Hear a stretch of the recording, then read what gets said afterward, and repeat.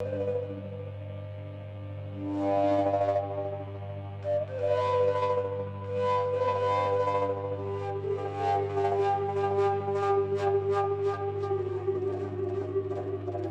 right. So, hi, everybody. Thank you so much for joining us today for this live webinar that is being brought to you by Think Tank Training Center and in collaboration with Artstation. Before moving on, John should be mentioning a few things about Artstation. Check, check.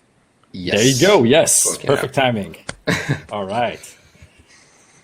So, John, say something about Artstation. Oh, it's that time already. Okay, yes. We just like to sincerely thank Artstation for collaborating with us on this presentation.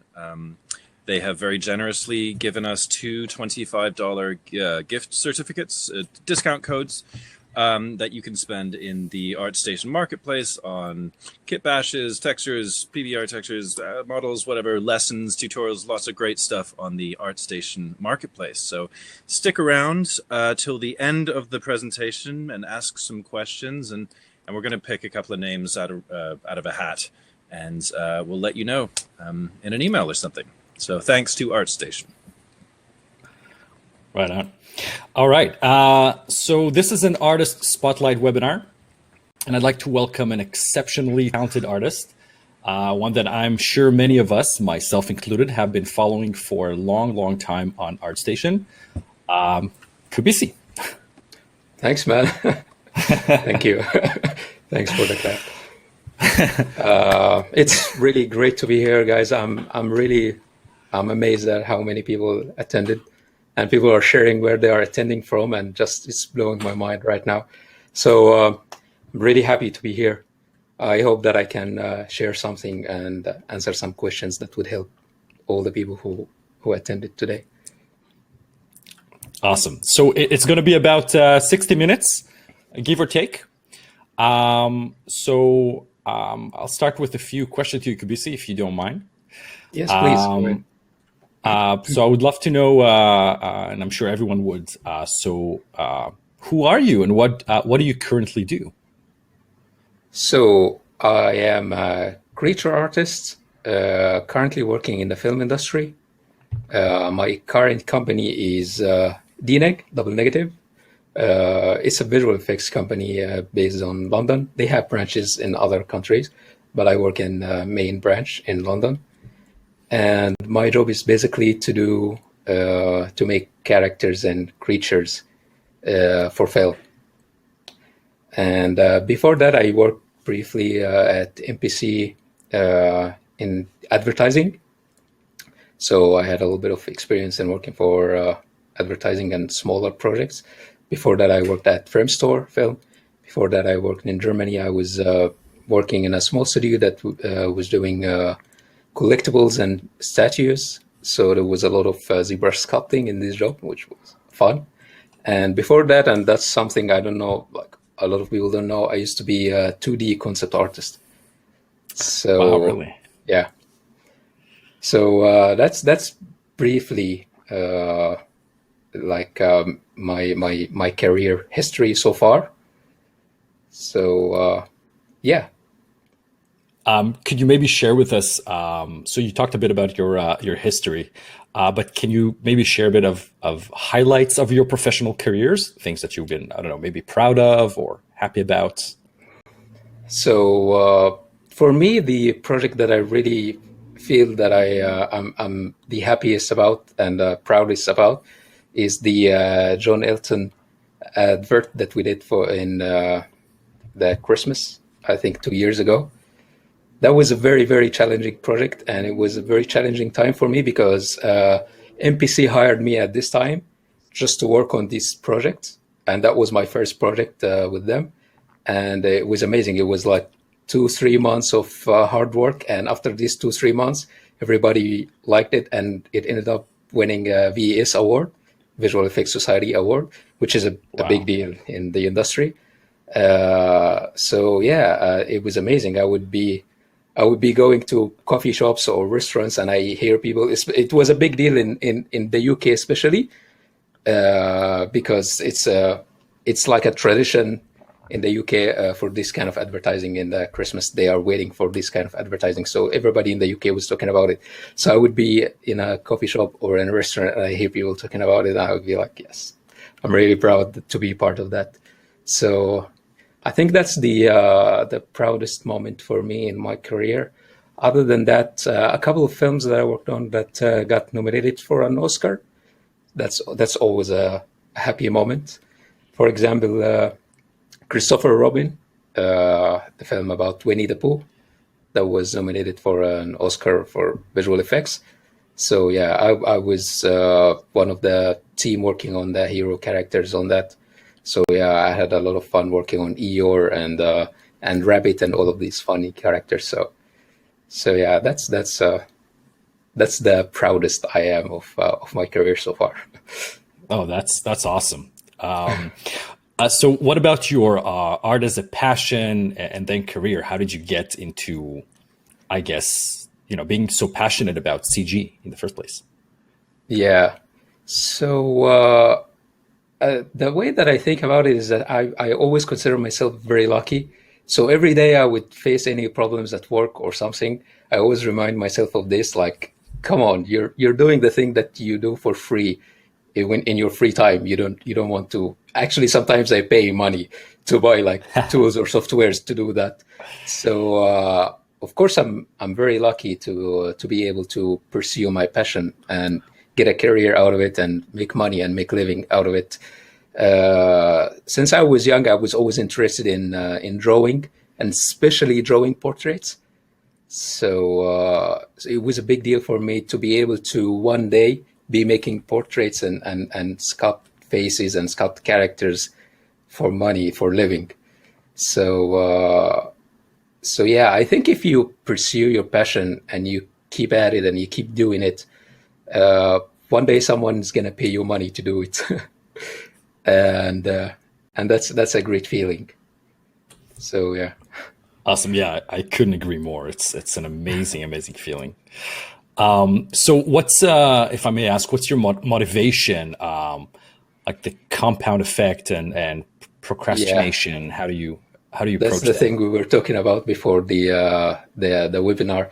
So this is actually one of the questions that I always get asked, is that how can you stay active? How can you stay motivated? How can you keep working on your portfolio? How can you keep doing personal work? How can you keep evolving and keep getting better as an artist and building a portfolio?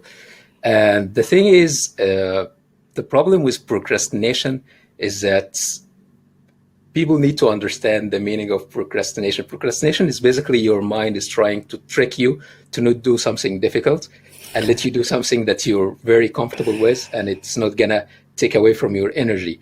And this happens when you say to yourself, okay, I'm gonna make a full character this week. I'm gonna finish an animation shot today. I'm gonna make this huge project in 10 days. And then procrastination starts to happen. Like your mind starts to trick you because it's impossible. Basically, you're gonna torture yourself if you're gonna be doing that. So that's basically our nature, like our biology, So your mind is gonna tell you, no, man, let's do that tomorrow. Let's watch a movie today, and from tomorrow we're gonna be it's gonna be amazing, and we're gonna start. So the thing that I wanted to talk about is something called the compound effect, which is something very, very effective. And I when I tried it, I was able to build my whole portfolio in 1 year. And the thing is, basically work for 1 hour every night after work, just 1 hour.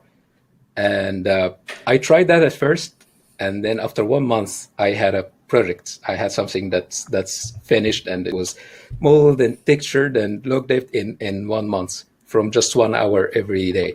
And when I saw the effect of it, I did it again, and I did it again. And in 1 year, I already rebuilt my whole portfolio, and basically like the whole gallery on my Artstation. It was all done in 1 year.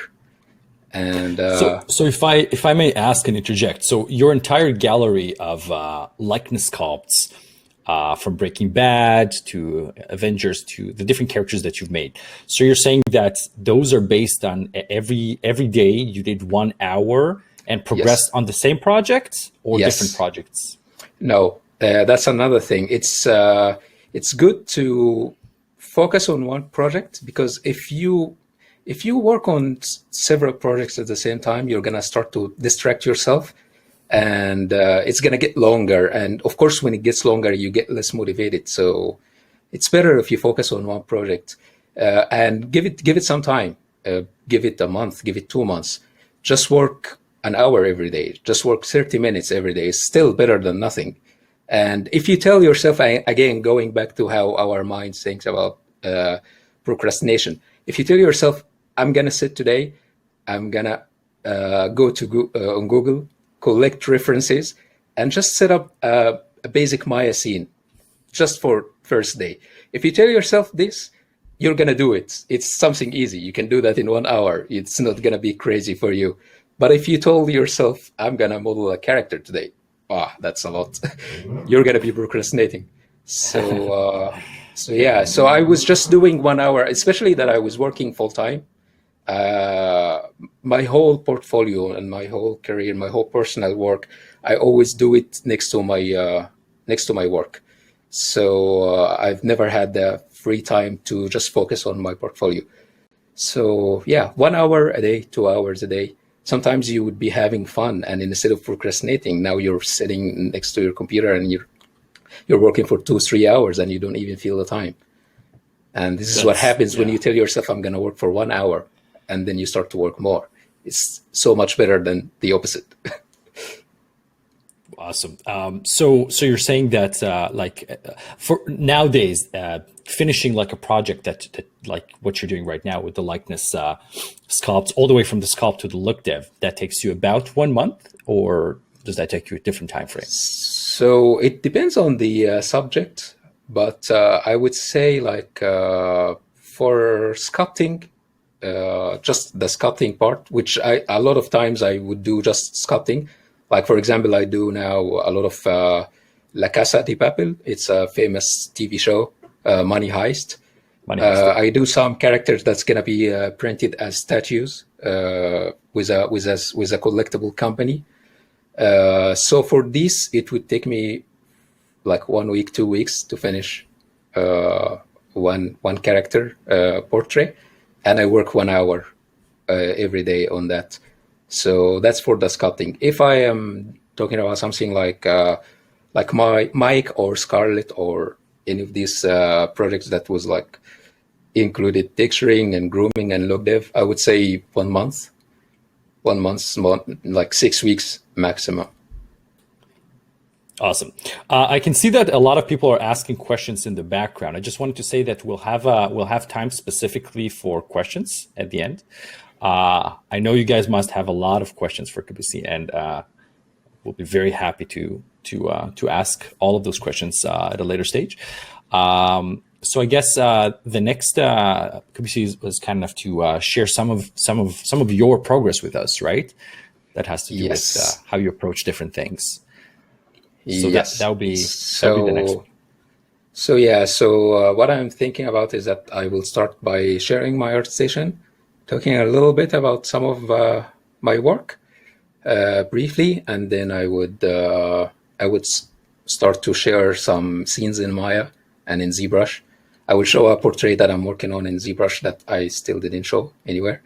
One of the characters again from La Casa de Papel I'm working on now. Let's start first by showing my Artstation, talking a little bit about my gallery there. So let me share my screen.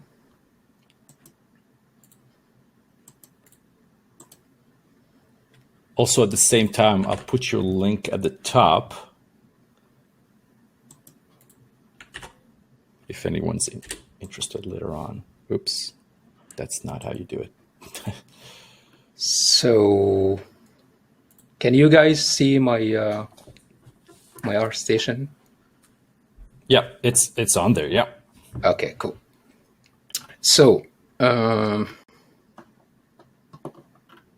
let's talk about one of the artworks that started it all. This one. So this is yes. the first time ever I tried to do some block dev texturing kind of thing. And you can see how bad it looks. But it was very good for me that I decided to make a full character, and I decided to get into it. So this one is really dear to me because of that, because I consider it the very first project that I started to do something more than just sculpting or modeling. And this project taught me a lot about the technical side of the job, which is making UVs, topology, block dev, shaders, and all of that. So yeah, that was a deep project to me. Another project that, of course, I will be always thankful for is this character, Mike. So I think when I sculpted this character back in, that's the old one here in 2015. I think that was the very first time I got recognition online, and it was really motivating. Once people started to recognize my work, I started to work really harder to produce more work. So yeah, that's one of the closest projects to me also. And especially that I was, sorry, go ahead. No, I was about to say, it's funny. I think that was about the time that I started following your portfolio. Thanks, man. Yeah, the really good thing also about this project is that the character and the show, I'm a big fan of the show and the character. So it was really fun to work on that. And then, yeah, that was also one of the cool projects that I worked on. It was really helpful for me to start learning about anatomy and start to look at things other than just the faces, to show that I can work on bodies too. So that was a really cool project. And that's the Elton John project, the advert that I was telling you about. And it's also one of the coolest things that I worked on. Can I ask, did this involve any scans at all, or was it from scratch, just no. basic pictures? No, that's one of the difficulties that we faced, is that even if we get a scan, like Elton John is now like what, 70 or something like that. He's like really old, and we wanted to make him in his 30s, in his 40s. So yeah, basically we had to just sculpt it. So as you can see here, that's the end result, and that's the head that I sculpted. So that's after composting. And of course it was really challenging because we had to do like all the face shapes and all of that. So yeah. So how did you, if I may ask, how did you get it looks like the fidelity of the mesh is really, really high. You have a lot of micro details happening there. Was that something that you created yourself, or did you use something? Yes. So for that, I used displacement textures, and we used the displacement textures from Texturing XYZ. So yeah, they are really helpful. I'm sure that all the people on in the chat already know about Texturing XYZ. If you don't, you should visit them. So yeah, this is what helped me to get all of these micro details, finer details. That's awesome. So yeah. What else? Yeah, of course, that was the very first project that I learned Groom. So you can see how bad the Groom is. But it was really good. You know, like you got to start somewhere. And after this one, I decided to go crazy with Groom. So I decided to make a character that has a lot of hair.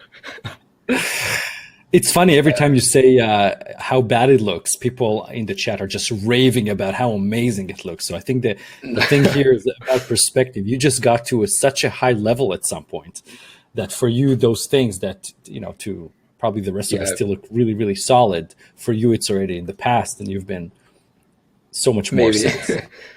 Maybe. I will take the compliment, but But yeah, I think the groom, especially the groom part, like maybe the texturing or the modeling is a little bit good, but the grooming on this one. But yeah, like I said, you gotta start somewhere. And then of course this project, which I only did the modeling and texturing on this one and the grooming. My friend Jeremy, he is the owner of Texturing XYZ.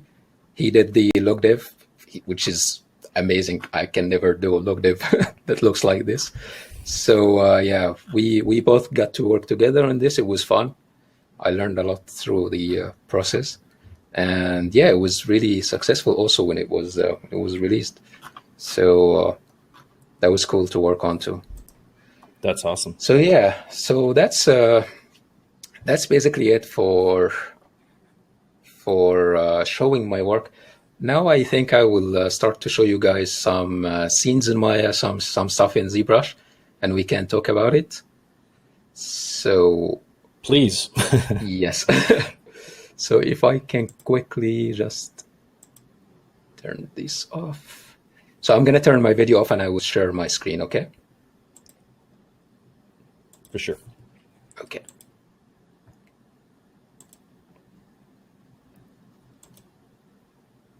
So you guys can see my screen now? Yep. Okay. I'll turn myself as well off, just so we'll have a bit more room. Okay.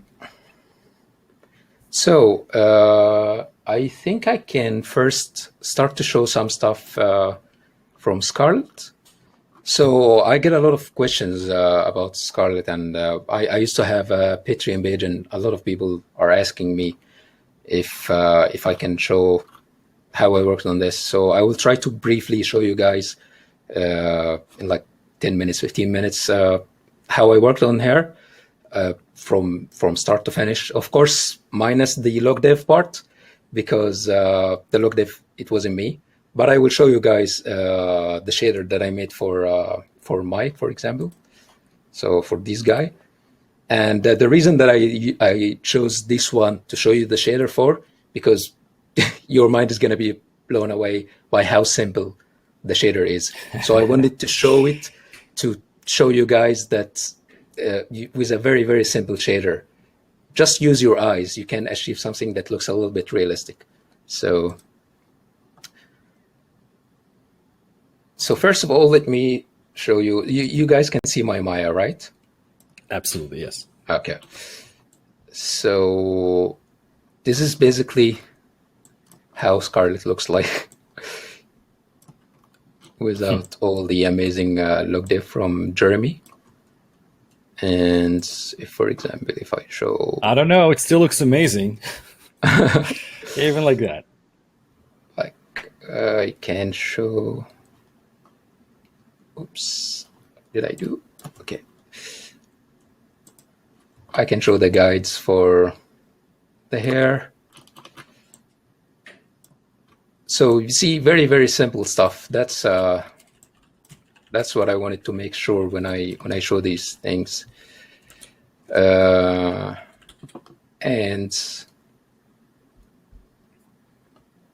if I open this here. So for this project, I wanted to start from a sphere, because you're not an artist if you don't start from a sphere, which is a very weird thing. But yeah, I just wanted to start from a sphere to prove that I can do something from a sphere. But professionally, it's always better if you start from a mesh. Do it for your personal work, do it for fun, do it for practice. But if you work in some place, you will never start from a sphere. But yeah, why not? So I started from a sphere on this one. So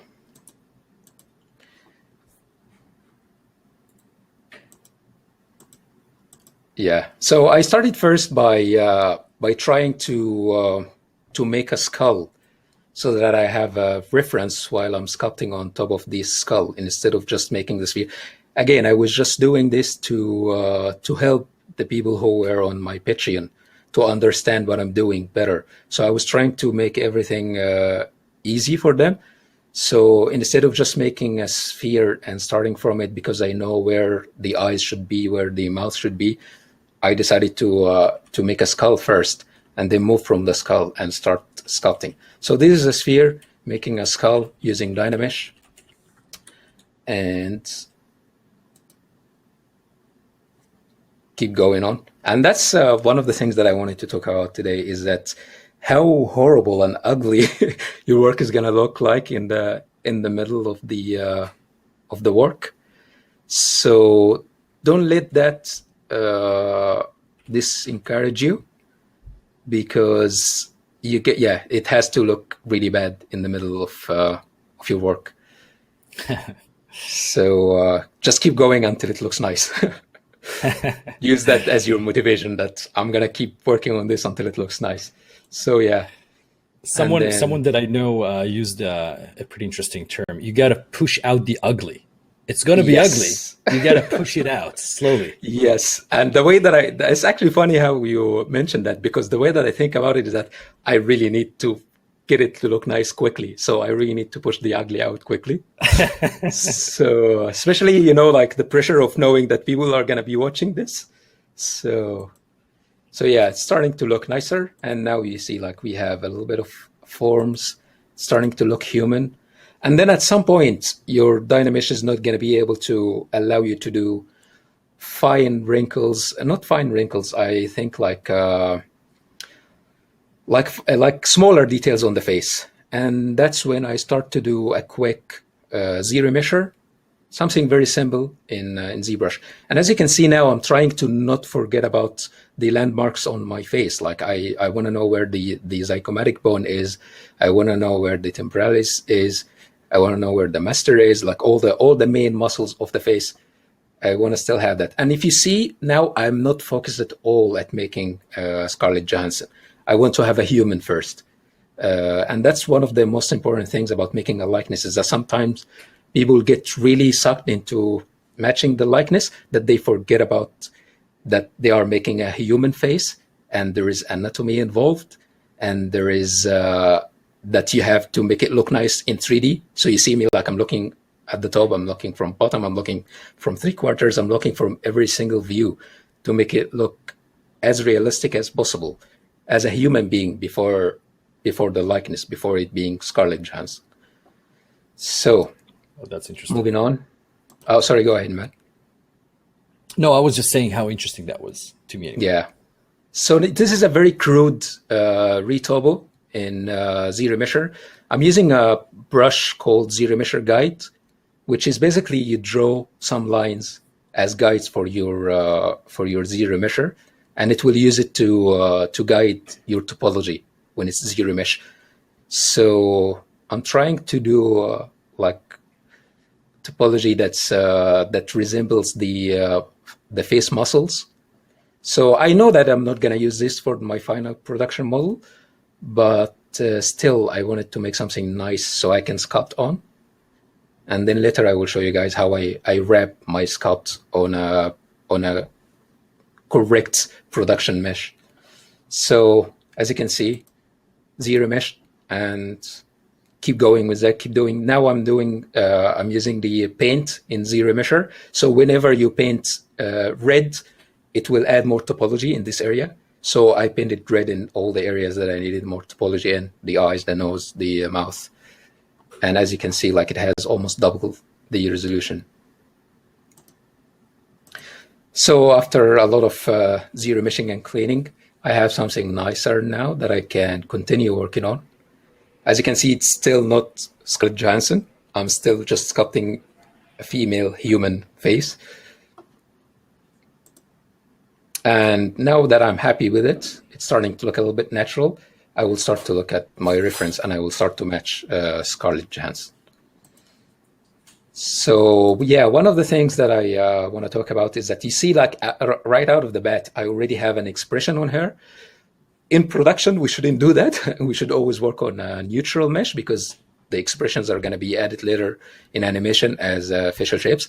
But sometimes I do that in my sculpt to use it as a method to make it easier for me to see the likeness. So for example, when I look at Scarlett Johansson, most of her references, she always has this like frown expression. So I use that as a bonus guide for me to pursue the likeness of hair. So would you do that with all of your personal sculpts? Will you usually give them Sometimes. some sort of a pose? Yeah. Sometimes I do it in the end. Sometimes I continue with neutral, and then in the end I would add the expression.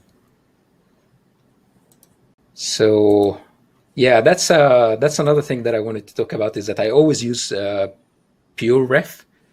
It's a very amazing software, and it's free, so you guys can look it up. It's called Pure Ref, and I use it that I collect my reference, all my reference in it, and it has a method. It has a mode that's called Always on Top, so I can keep it on top even on ZBrush while I'm using my ZBrush. So as you can see, guys, like I have my reference from every single angle, and it's always good to collect a lot of references. Another thing that I also try to do is that I try to add a groom volume or hair volume as soon as possible, because it will help me to see the overall shape, especially if it's a female character or a male character with long hair, because that's basically at least 40% of the likeness, how the hair looks like. So it's always helpful to add that as soon as possible.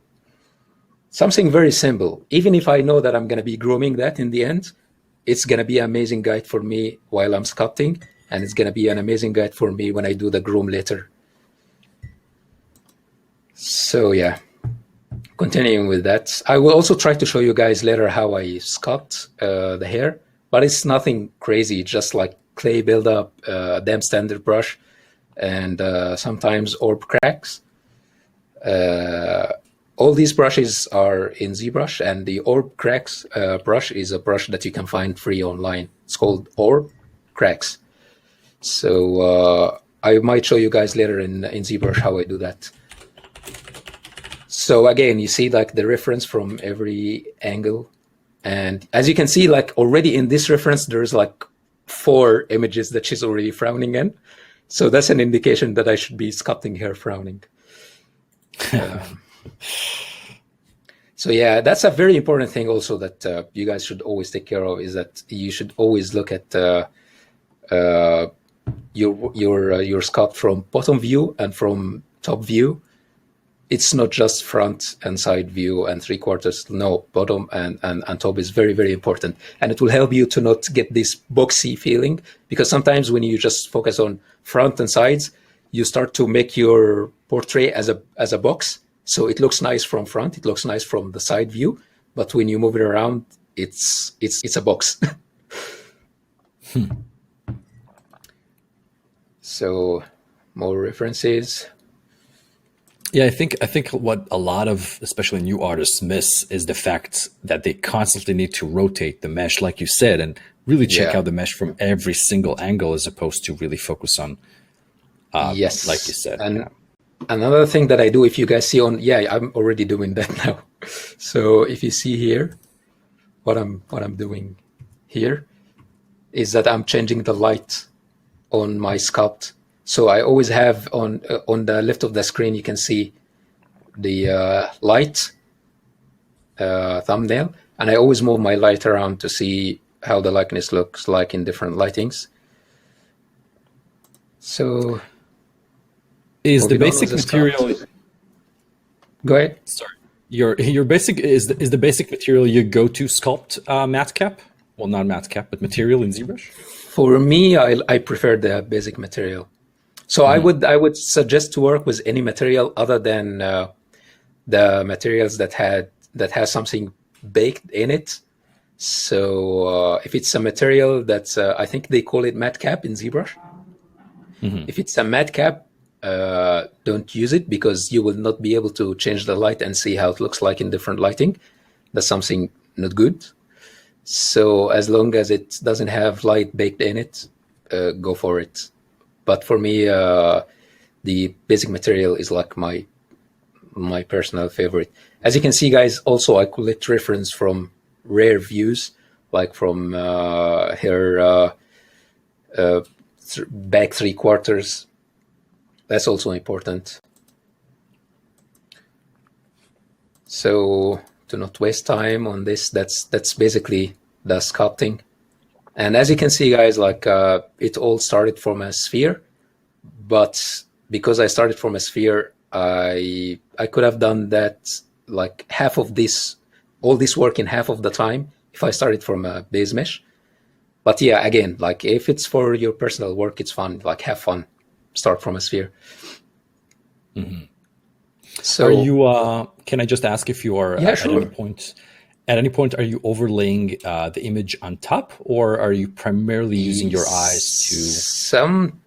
Sometimes, but I do not use that a lot because sometimes you get very tricky angles that's from very different camera lenses. So if you try to project on top of that, it will look weird.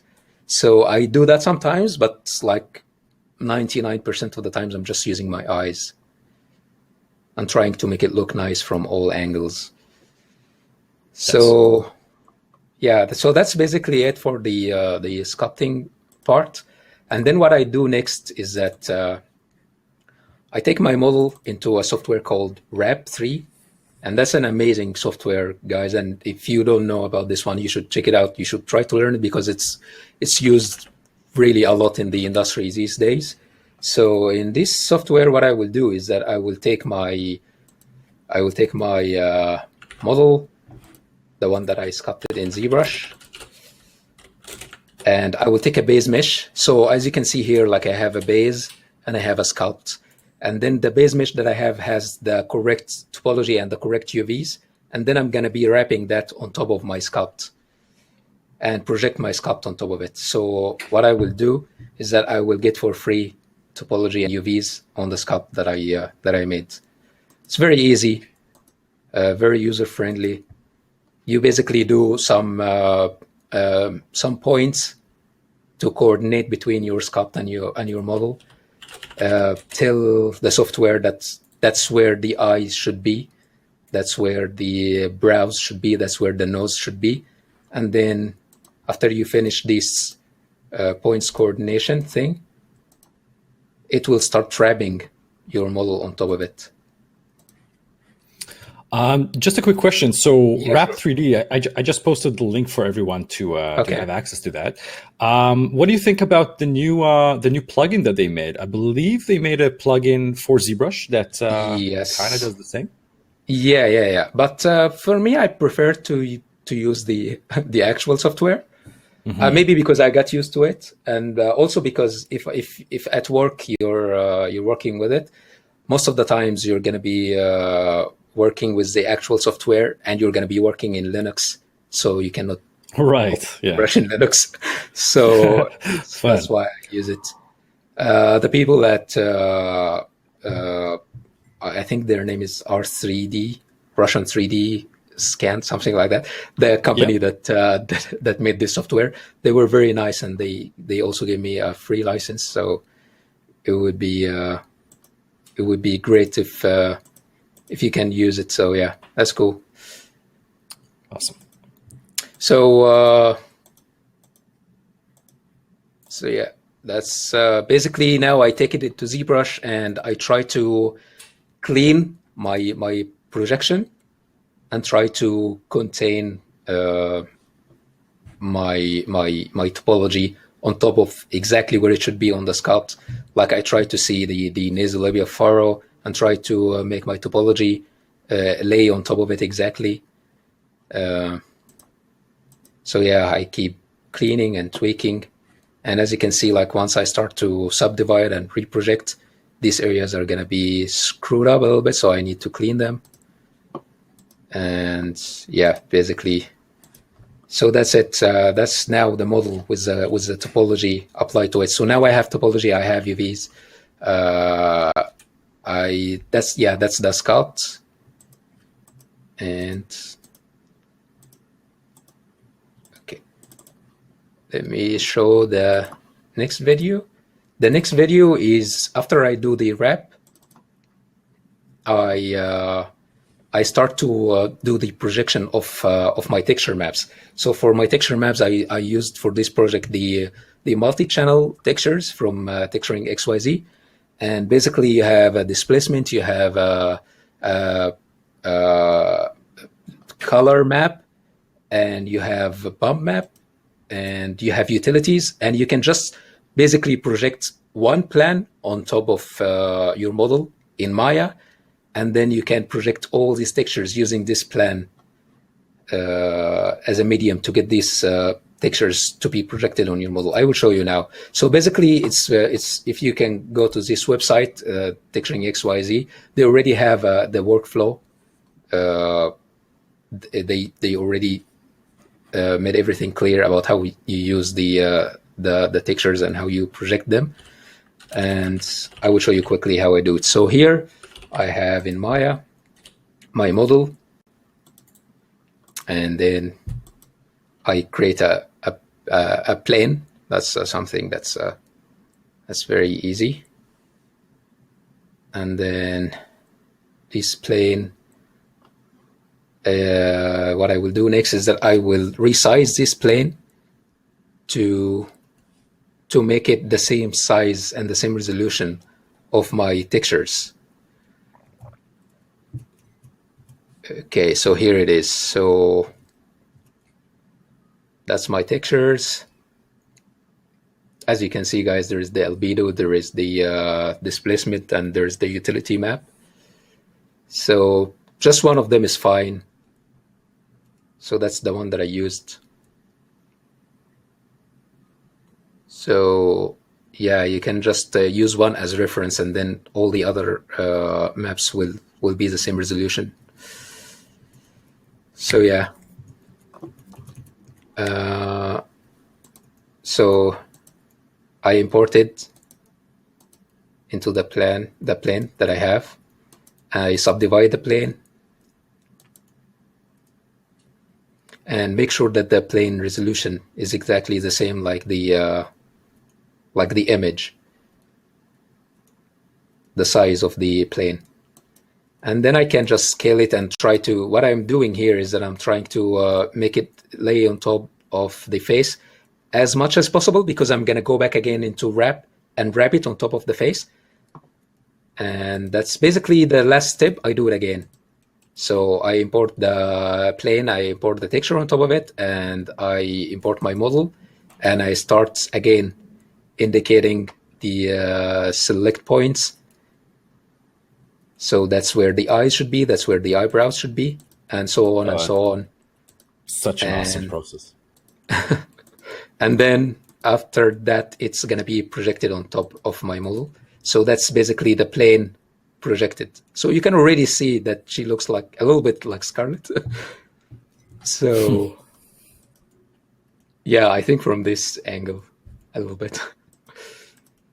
So I export it into ZBrush, and then in ZBrush I start again cleaning and try to reproject again using the ZBrush projection.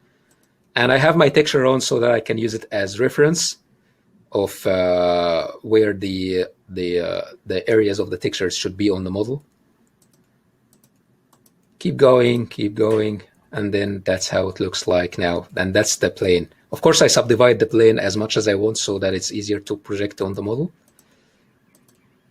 And yeah, now I was looking at reference to see how big her lips should be when I project it on my model. And that's basically it. That's the texture plane projected on my model. Yeah, that's it.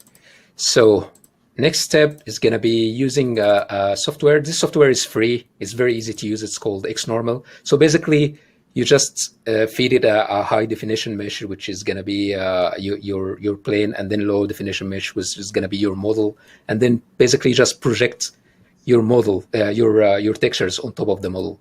So again, that's also mentioned in the Texturing XYZ page. It's very, very simple. I will show you now. Like, I selected the obj, the plane, and I made sure that I have the base texture here. I have my textures, the albedo, and this will be my high definition mesh. And then next I will... So your go-to program is XNormal for those things?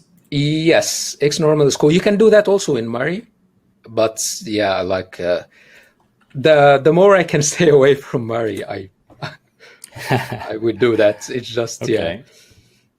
So yeah, if something simple like that, I don't need to work on in Mari for that. So Just yeah, because of the complexity of Mari? yes, the complexity, and you have to like prepare a project, and you have to like make like, it's basically like you're doing something proper for production every time you open Mari. So Okay. so sometimes I'm lazy. When I show you the Maya scene, you will see how lazy I am. Gotcha. So Okay. so yeah, I don't want to do the thing that I do in my full-time job when I am at home and doing personal work. So that's why, yeah, that's something very simple, and it does the job. If it doesn't do a good job, of course, I will have to. I'm not using it as an easy replacement. It's easier, but it still does the same job. And here I am in Mari because I have to work in Mari next. And I imported my textures, and as you can see, now they are on top of my model. And I will start cleaning the areas that I have eyelashes, eyebrows, any artifacts coming from the textures. So projecting, like getting some details. For example, I don't have the neck details. So what I do is that I look in the textures for an area that looks like I can use for the neck, and then I start projecting from it until I have something that resembles the base color for the neck. Sometimes I use the cloud procedural layer, and you can see like I select two colors that's close to the colors that I have in my textures, and I can fill the empty spaces with them. And continue cleaning. Again, it's the same idea of try to work until you get the ugly out. Push the ugly out. Yeah. Yeah. So I'm pushing the ugly out of the textures until I get something clean. And then I do the same thing for my displacement. The cool thing about using the displacement from texturing XYZ is that you get to have 3 channels.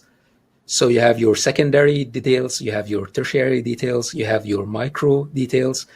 And whenever I'm cleaning on all of them. And when I'm projecting on all of them. So for free, I will be working on the 3 displacement layers in the same time. And I'm using like a 50% gray to clean the artifacts and the hair areas, so that anything that I paint in 50% gray, it will not show in my displacement. So yeah, that's the lips, eyes. So yeah, cleaning the eyes, cleaning the ears, and then now like painting the neck. So that's basically it for the texturing projection and using the XYZ. Now I apply my displacement maps in ZBrush as layers, and I play around with the intensity of these layers. And I just apply it as a layer. I don't bake it into my model, because what I will do is that I will just use it as reference, and I will make a new layer. So as you can see next here, I have the 3 RGB channels, and then I have some generic noise that I added again to fill the smooth or empty spaces that I cleaned with 50% gray. And then I have another layer that I call modeling, and this one I will be modeling on top of my displacement details. But I will not bake that, because I will use these displacement maps as in the shader as multi-layers. So yeah, and So how do you actually apply the different channels as displacement layers? Are you exporting them separately? Yes. So you can export them from Mari itself. You can use a layer called, I think it was called select channel. And when you select the channel, like you have RGB, when you select R, it will only show your red channel. When you select G, it will only share. And then you export every channel that you select, and then you can use them individually. So here I'm sculpting the details on top of it, cleaning stuff. You can see, for example, sometimes people do the very high frequency details and the very primary details, and they forget about the secondary details that's in between them. And that's basically what I'm sculpting now, is that I'm trying to connect the fine details and the pores details with the primary sculpt.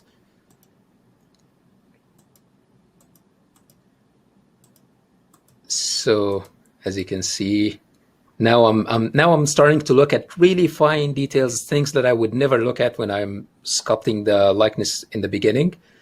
Now I'm starting to go really deep into the likeness and the details. Now I am even sculpting likeness in wrinkles. So I see how the wrinkles on her face looks like, and I try to sculpt that. So because we're really running out of time, I'm gonna yeah, I'm also using the texture on now to see as a reference while I'm sculpting the likeness. I also try to add, again, it's always helpful to add groom volume. It's always helpful to add lashes, especially if you're making a female character. It's always helpful to add eyebrows because it will help you to see the likeness. So I think now she's starting to look a little bit like her. So next step, grooming. So for the hair, you just used fiber mesh, right? No. So for the hair, I groom in Xgen. No, I mean So for if I am the in rough ZBrush, that you made. Yeah. yeah, if in ZBrush, if it's rough like a long hair, then I would just sculpt it. If it's something like eyelashes or eyebrows, then I would do fiber mesh as reference. So yeah, basically now I'm grooming. I'm using Xgen Core. I love that because I feel like I have more control than interactive. And I'm doing the eyelashes here. So I prefer, when I do eyelashes, I prefer to do it as separate, like upper eyelashes and lower eyelashes. It's always easier than controlling everything in one map. Again, looking at reference while I'm doing that. And after I'm happy with the eyelashes, I start working on the eyebrows. Trying to use, that's one really helpful tip, try to use as less guides in the beginning as possible. Always, whenever you do anything in VFX, always look at the big picture first. Try to go with the really big shapes and start to go from there. When things look nice, start to go more into details. So I start with really the least amount possible of guides, and then as it looks nice, I start to add more. And then after that, I start to paint my masks, add my modifiers, and hopefully things looks nicer in the end. And that's now I'm working on the peach fuzz. So I'm using groomable splines for the peach fuzz. It's easier for me to control than making guides. But on Walter, I think I made guides, so both are fine, I think. So yeah, so that's it for the groom. And then when I started grooming her hair, I started first with the older haircut, with the newer haircut that she has, like the blonde one. And then it wasn't really interesting to me when I started. Like I could see, I know that if I added more details, it will look more interesting, but I could already see that it's not going to be that interesting. So I went more into something that's more challenging, which every groomer know that curly hair is always more challenging. So after I finished the very first pass on the grooming of her straight hair, I stopped here and I started sculpting the curly hair. So I went with the redhead hairdo and with the curly hair.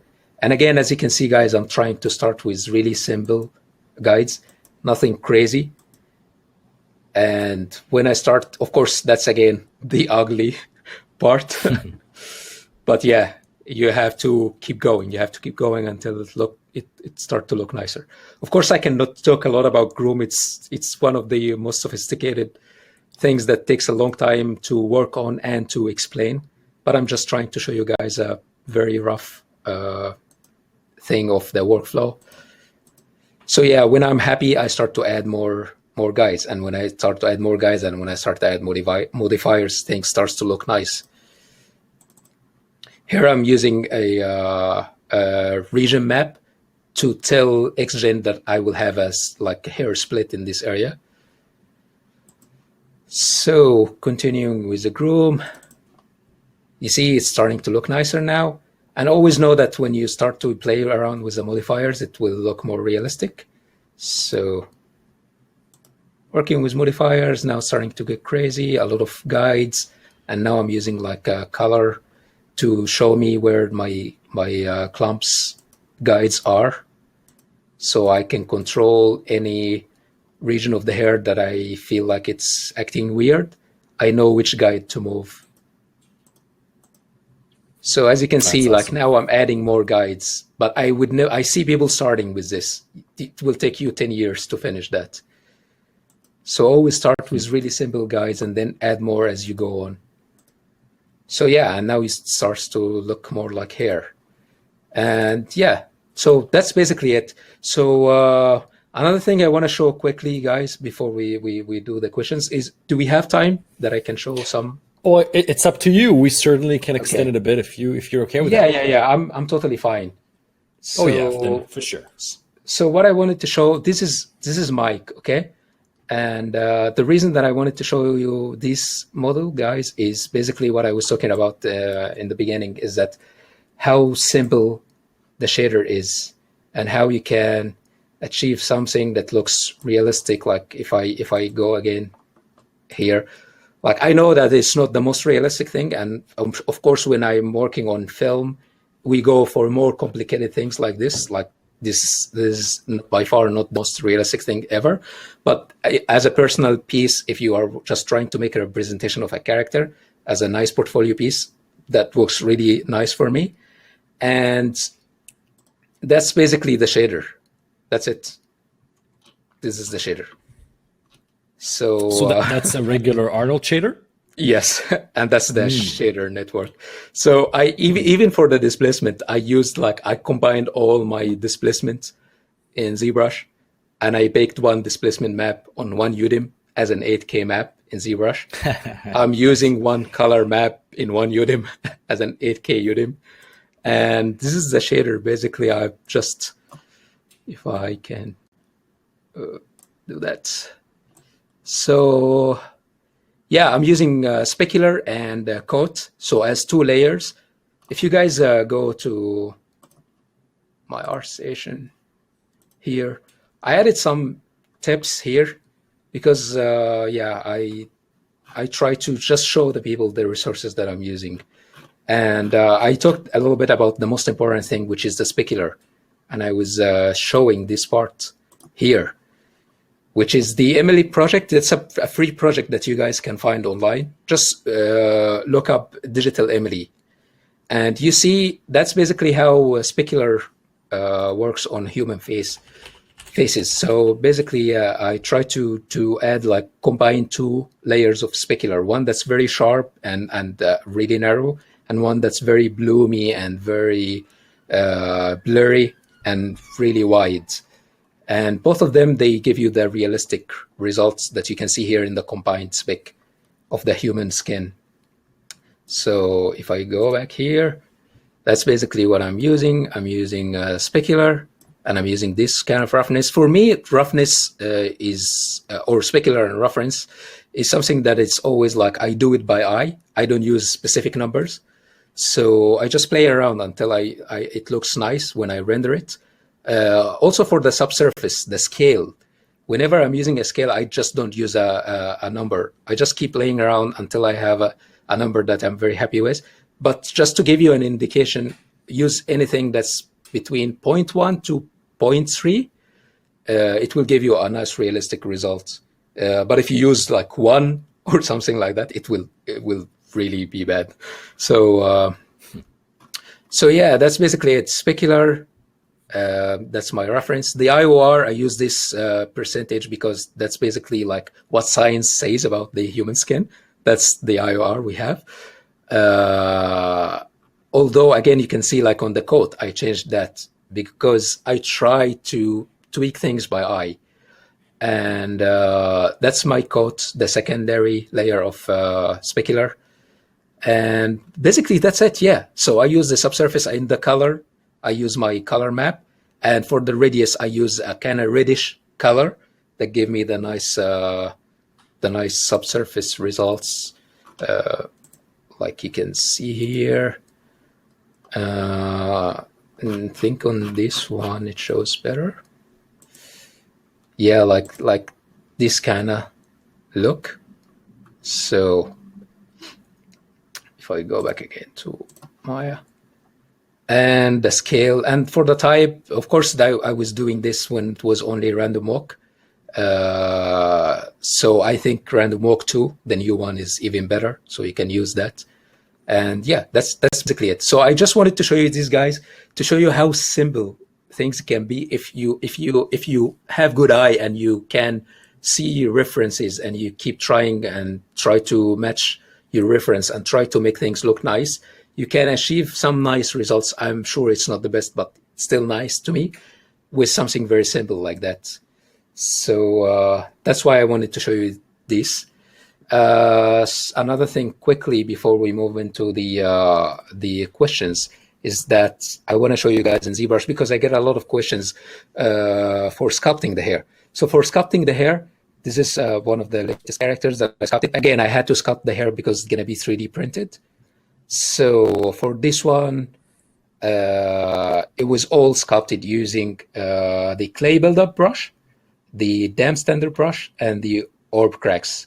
So what I do is that I start first with a very rough sphere in Dynamesh and just roughen the volume, the mass of the hair.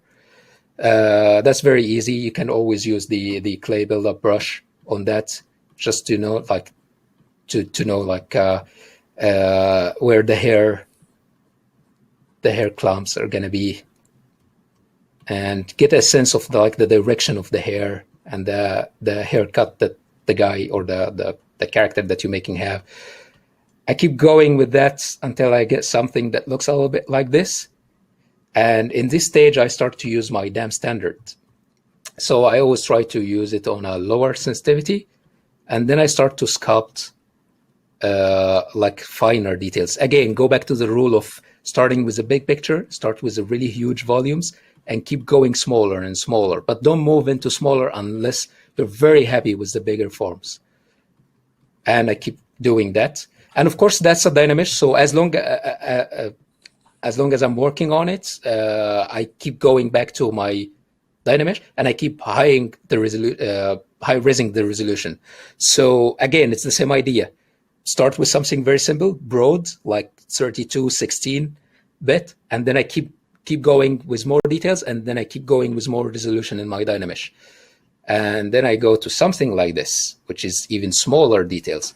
And for this one, I use because he has a very kind of like, I don't know if spiky is the right word, but like his hair is like, I don't know the word. You understand what I mean. So spiky. What I try to use, his hair is spiky. Yeah, I can say that. So for this, because of that, I started to use my snake hook brush.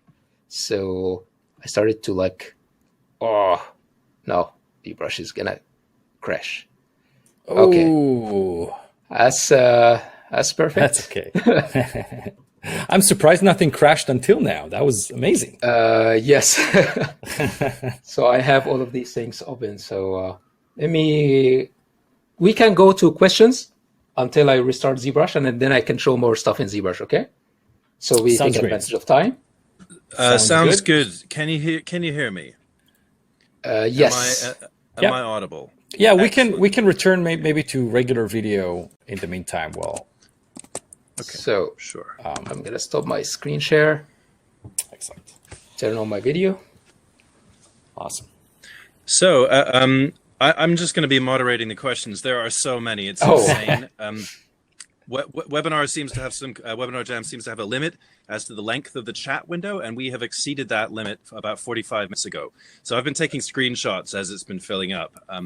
There are a ton of questions. One that's been asked a lot is those videos that you've been playing back. Can you distribute those? Are you going to? People want them. So when I closed my Patreon page, I had an ethical problem, which was that there is some people who paid for that, and I don't want to just take it and sell it again, because people were paying for that. So I didn't want to sell it again. Although a lot of companies asked me if I can sell it on their websites, but I didn't want to do that because people were paying for this, so I didn't want to make more profit from what they were paying for. So And on another side of the ethical question is that a lot of people were asking, can we see that? And I felt bad that I couldn't share it with them. So I think the solution that I found is that I will start sharing them for free. I hope that my patrons would be okay with that. Moving forward, yeah. This particular video is being recorded, and I believe we are making it available to rewatch for people who couldn't make it live. That's nice of you guys. Yeah. Well, also nice of you. Okay, there are so many questions that I feel like people should stop asking. But okay. There was one to do with. Pardon me, I lost it. Yes, actually, a question asked by one of our students, Vinicius Favero, or an ex-student. He says, when you model the caruncle and tier line, do you do it with the main mesh or do you go separated? And how do you blend everything with the shaders in Maya? Okay, so that's a very clever question. So I think the most realistic thing to do is to model them as an extra object on top of your eyes, and then mask the air. But I don't know if it's going to be easy let me go to my camera view so I see myself when I'm describing. So I think the best way to do it, to make it really realistic, is to basically make another geometry on top of the eye that looks exactly like the geometry of the eye. And on this extra geometry, you're going to have your crankula, and that's where the shader of the crankula is going to be. And then you're going to mask or fade away with a mask where the geometry on top of the eye is.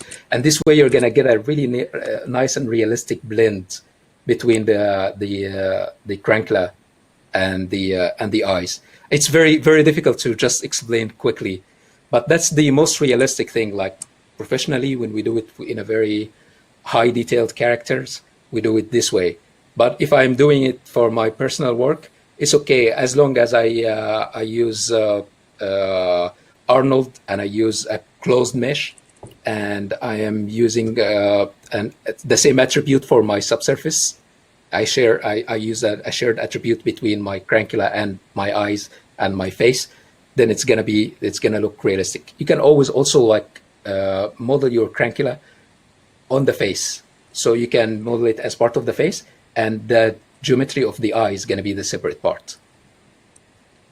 I hope that was a satisfying answer. I'm sure it was. A couple of people have been asking about UV workflow.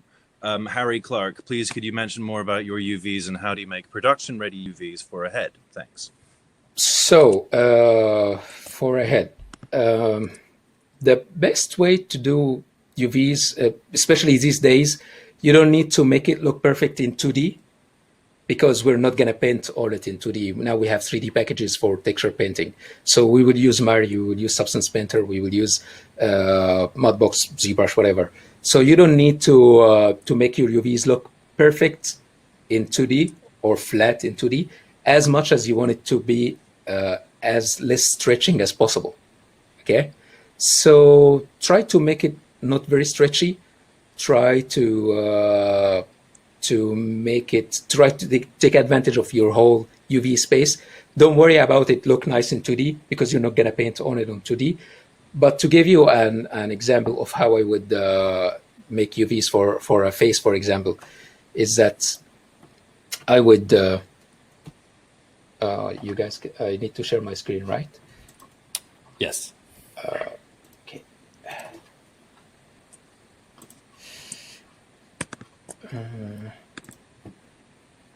Wow, it's crazy the amount of questions that keep coming in.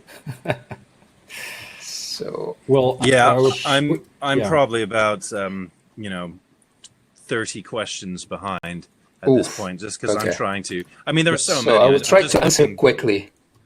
Yeah, but that's okay. Yeah, I mean that's okay. We're not going to really long time to answer. Yes, I'm trying to find some interesting ones that, and this one might be a nice quick one. Ahmed caught it. Sorry, yeah. I can quickly just talk about the UVs. So I'm not going to show the UVs. I'm just going to say like what I usually do is that if I have a face like that, and for example, that's the topology that I have. If I go to something like this, and what I would do is that I would, as you can see, like because that's not going to be a production model. I'm sculpting this for printing, so the topology is not beautiful on that. But let's just for argument's sake say that that's basically going to be it. So what I try to do is that it depends if I'm going to be working on multiple UDIMs, like if I'm working for film, I'm going to be making multiple UDIMs and all UDIMs are going to be 4K, for example. So what I do is that I split the face into 4 parts. So one part like that. So this quarter of the face, and then this quarter of the face, and this quarter, and this quarter. You guys can see my brush while I'm moving on the face. Yes. Mm-hmm. Okay, and that's basically gonna be the face part. And then I go back again here and then cut in half, cut this in half. So I end up with 4 spaces also on the back of the head. I cut the neck also into 2 parts. And you can quickly in Maya, you can just do seams, like select edges, and then in your UVs, cut, just select to cut edges, okay? And keep cutting and keep just looking at where you're cutting your mesh. And of course, when you go around the eye, try to cut the edges around the eye. And because we're gonna be UVing the inner part of the eye separately, again, do the same around the nostrils, do the same around the mouth. So all the inner parts of the mouth, the nose, the eyes are gonna be split individually. The eyes, the same thing, like split them individually and then try to split them around the edge of the ear. And then after you do all of these cuts, basically you can just select all your UVs after you did all these edge cuts and use your Unfold 3D thing in Maya. And you would be amazed. It's really, really amazing and simple and very fast. And you're going to have something that looks really nice. And then it will come to like organizing your UVs. Try to make your UVs, like organize them in the UDIM or the UDIMs that you are using. It's always easier also if you cut your model in half and just work on one half. Don't work on the full model. Just work on one half. And the same idea also if you're retopoing. Try to always cut your model in half and work on only one half. Sorry, I know that's not a perfect answer, but I'm trying to answer as quickly as I can. Yeah. Well, it's a big question. Hopefully this is a quicker answering one. Okay. Hi, Kubisi. I wanted to know what focal length you use for sculpting and rendering for likeness by Ahmed Khatib. Okay, so depends. I use... when it was only when ZBrush didn't have a camera, I was using the angle of view, and I was using an angle of view between 20 to 30. But now that ZBrush has a camera, so I use the focal length. And for my focal length, I always have it here handy next to my workspace, and I use something between 50 to 100. I can go more. I can do like 150. I can do 50, but 100 is like the sweet spot for me. And I do the same in Maya. So I try to do my focal length in Maya as 100. Because yeah, if you're making a portrait, I think 85 is a good thing if you're doing a photograph. But I always like to have my portraits like really flat. I like this feeling. It looks better than, like, for example, if I do this like that. I don't like that. So that's why I always try to go for something like 100. It's less fisheye-ish. So yeah. So quickly, if I go quickly to the hair part. So yeah, here is when I start to use my damp standard, and then afterwards I start to use my orb crack brush, which is crashed my ZBrush scene. So I will not do it. I would just try to describe what I do, and also the snake hook brush. So all of these spikes are done with the snake hook brush. And then the orb crack, I sculpt with the orb crack with Z-add and Z-sub.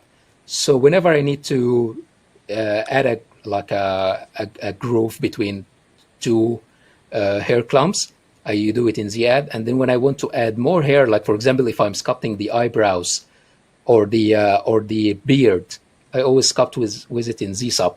So it's like adding volume, not subtracting. So like you can add this very fine, small hair details. And I will show you now how it looks like. So you can see here, now things starts to look more interesting. But again, you see, there is still some clumps of hair that doesn't have details. I'm still trying to maintain the overall clumping of the hair before I add the smaller details. And here you can see that I'm starting to add smaller details. So this is like a lot of orb crack sculpting in Z-Add, which is going to be like subtracting, and Z-Sub, which is going to be adding the smaller hair. And then keep going, just to try to listen to a podcast or something, because it's a little bit boring. And you're going to end up with something that looks like this. So awesome.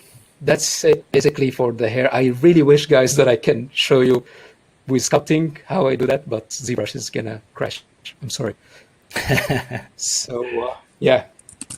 Let's go back again for the questions. Time for another question? Yeah. I will show you guys one last thing after a couple of questions, and then we're going to end the webinar. Okay. Roy Rosen asks, do you keep working on personal projects during burnout from work? Yes, that's something that I recently had. So I would try to stick to the compound effect rule that I was talking about. It's just try to do something simple every day. But if I really feel burned out, I try to do something different. But I try to stay creative. I try to stay away from things that's going to be addictive and take from your time, like games, and not going to help you that much. It's fun, I know. But you can do other fun stuff than playing games, for me. So, for example, I play music. I play guitar. I try to do something like recently I started to learn how to paint with an airbrush traditionally the heads that I 3D print. You guys can see on my Instagram. If you go to my Instagram, you can see some of this work. So I tried to do something different, but I try to stay active and creative. So yeah, definitely, we are all human. We have to face that sometime. Just post your Instagram if you don't mind. There we go. Yeah, thank you. It would be amazing, guys, if you follow me on Instagram and Artstation. It will mean a lot to me, and I always share stuff like that. And especially in the near future, like I said, I will try to share a lot of free videos, like for example, how I worked on Scarlet and all of that. So if you guys follow me on Instagram and Artstation, I'm sure you're gonna see that. You're not gonna miss that. So more questions, please. Great, excellent. Kamara Stephanie asks, is going to a college an absolute must, or can we make a career without it? I know it would be harder, but I don't know how hard it would be. I don't think it's very essential. For example, the way that I learned and started building my portfolio was through an online school. Unfortunately, Think Tank wasn't online at the time, so I went for another school. But I think I still remember the time when I did that. It was back in 2015. It was you have tutorials everywhere. You have tutorials that's free on YouTube. You have tutorials like for $5. You have tutorials for free everywhere. So, and you have tutorials about anything. So basically, if it's up to you and you have like really strong will and strong character, you can do it by yourself. But for me, I felt that when it was also an expensive course, the one that I took. I think the whole course was around £5,000, something like that, or $5,000. I wasn't in the UK back then. So when I started this course, because I paid this money and I was like already devoting myself and my time to study and to work on projects and to make sure that this money that I paid are not going to go to waste. It was an extra motivation for me to work hard on my portfolio. So that's the positive side of it. And also you have like a lot of amazing instructors like giving you feedback. Sometimes when you look at something by yourself, it looks good to you, but you need like some critics from outside to help you. Sometimes there is problems that you will never find a solution online for, but if you ask some person who's experienced, they will always tell you what to do. So that's the good side of it. Yeah. Great. Awesome. Time for more? Yes, I can quickly share one last thing, because I promised the guys that I will share something exclusive. Absolutely. So Absolutely. So one final question. Do you think it should be a technical one or a lifestyle one? Let's do a lifestyle. Enough with technical, especially technical. I feel like I need to spend time. We talk a lot. Yes, about. We talk a lot about technical. Well, Jessica RT wants to know, a typical schedule for you. What time do you wake up? Do you have breakfast? Do you work out? I will give you a very. What's your number? Right? Yeah, I will give you a very interesting answer to this. So I spent, I think, like 5 years of my life, because I used to be a 2D concept artist before I did 3D. And when I was a 2D concept artist, that was like I was procrastinating like insane. I was the lord of procrastination. So and the biggest part of my procrastination was making a schedule. I really I can take an award for making schedules. So I made like 1,000 versions of scheduling, what I should work on, what I should study from this time to this time, and I never stick to it. I stick to it for 1 day, for 2 days. Again, it's because you put a lot of information for your brain, and today you have to do all of that in this exact time. And of course, you're going to be like, okay, I'm going to start tomorrow. And it's going to be tomorrow and tomorrow and tomorrow. So the best way to do that is, again, do something simple every day, just 1 hour. Do it after some relaxation. So what I do is that I wake up, go to work. In my lunch break, I take advantage of this time to go to the gym. So I go to the gym in lunch break, and then when I'm going back to work, I grab my lunch, I eat it while working. I finish work, I go back home, sit with my wife a little bit, watch something on TV, relax, forget about computers and forget about work. And then after that, I have like an extra 2 hours still in my day. For these 2 hours, I spend like 1 hour working on my personal projects and 1 hour doing something different, like playing the guitar, painting, sometimes playing games, but not a lot. So yeah, that's basically my day in a nutshell. That's great. Nice. Sounds like a healthy balance. So you guys ready for the last share? And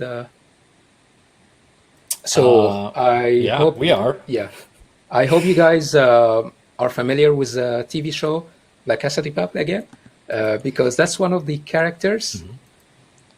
So Money Heist for yes in North America. So this is a character that's called Tokyo. It's still work in progress, so I'm sure that it's not 100% in yet.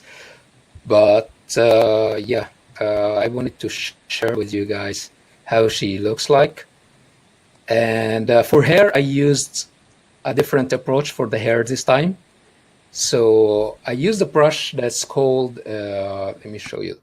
It's a hair tubes brush from a guy called Dylan Ekren. You can also find it online. I think it's on Gumroad. So it's a very simple brush that you can basically just like draw tubes on top of geometry. So I make a very simple geometry of the hair like that. And then on top of it, I start making this extra geometry using the brush. He also made a video on YouTube describing how he used the brush. So it's very, very simple, and you can get nice result like that. So it's going to look nice when it's 3D printed. And another funny thing that I want to talk about this one is that I started this one from Scarlett Johansson. So if I started Scarlett Johansson from a sphere and I started this one from Scarlett Johansson, so this means that I started this one from a sphere. Okay? So this means I'm good. So yep, that's basically it. Nice. So you're saying as long as you do it once from a sphere, you're good. You can continue from that. No. That's not what I say. I just say that don't take these things seriously. Don't take the things like I have to paint my texture map by color in ZBrush or in Mudbox. just by brush. It's amazing for you as a personal work, and it's relaxing and it's amazing, and it takes a long time. That's the bad side of it. It will never look as realistic as if you use textures. You will never use it in production.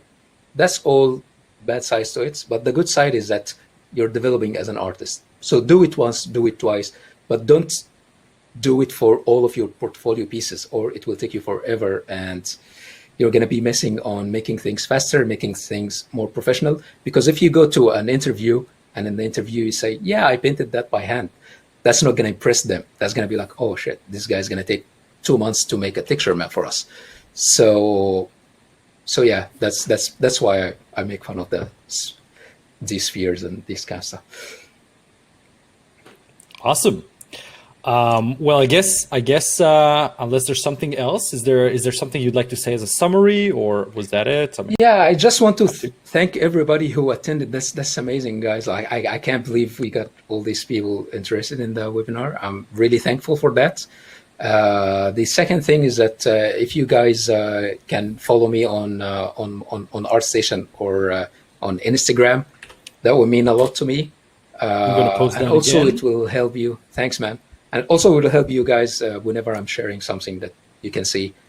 I'm really sorry for the people who sends me messages on Artstation or on Facebook or on Instagram. It's really difficult if I answer all the messages. So that's why I try to take advantage of events like this to try to answer as many questions as I can. So yeah, and hopefully the videos that I will start sharing will help also. All right. Yeah. So on our side, again, we'd like to thank you so much, man, for joining us. That was fantastic. No, thank you guys for having me. Well, it was one of our very first online webinars that are fully online and not on campus. Well, now with the whole situation, which is a bit odd, and we're hoping everyone's staying safe and healthy. Again, this webinar was brought to you guys by Think Tank Training Center and with collaboration with Artstation. So thanks, Artstation, for that. And again, thank you so much, guys, for attending. And we're hoping to see you on the next one. Yeah. Okay. Well, thanks, guys. You're amazing. It's raffle time, I guess. Oh yes, raffle time. We have two $25 gift certificates or discount codes to give away. I am just going to randomly scroll up and down in the Q&A section, and the first two names that jump out at me are gonna get them. So I'm going to say your name, and please make yourself known in the chat. Nikita Lysenko. Is there a Nikita Lysenko in the chat? Make yourself known in the chat. Anything? The chat is running crazy. It's just going nuts. It's actually I can't follow the comments. Oh my god! I really don't can't see follow. Okay, I mean, it would have been nice to kind of award people at the time. She's there. I'm assuming. I mean, she's there. She's right now there. So we got her email address. Okay. So we will send it to you, Nikita. Nikita is one lucky winner, and I will just mark her so I can find her later. And The then show is blah blah going blah blah. crazy. Totally random. What is that? We have Shubham Gupta. Shubham Gupta Oh my is god! our second winner. All right, congratulations, guys. That's $25, right, John? Nikita and Shubham, yes, 20. This is absolutely mental. Yes. What is happening right now? I don't know. So it said at peak we had 1,330 viewers. Currently 551. If this is really in real time, that's astonishing. That's amazing. That's astonishing. All right, great. Well Thanks done. for Artstation for that. So we will be sending those to your emails for the two winners. We will have their email address through the Webinar Jam system, so we will just email them with the codes. Awesome, sweet. Okay. All right. All right. Thanks, everybody. Excellent. Thank you All so right. much. Thanks, Kubisi. guys. Thanks, guys. Thank you. See you later. See ya.